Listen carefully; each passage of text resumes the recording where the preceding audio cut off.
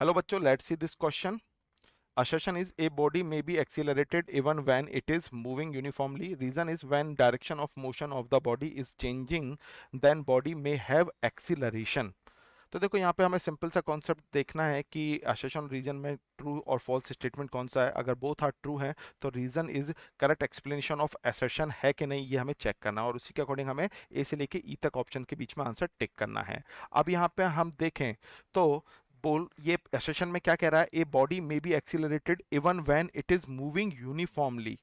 तो बिल्कुल ये स्टेटमेंट सही है. For uniform motion body moving with constant velocity. इसका मतलब क्या है कि जो वेलोसिटी है वो कैसी होनी चाहिए, कांस्टेंट वेलोसिटी अगर है.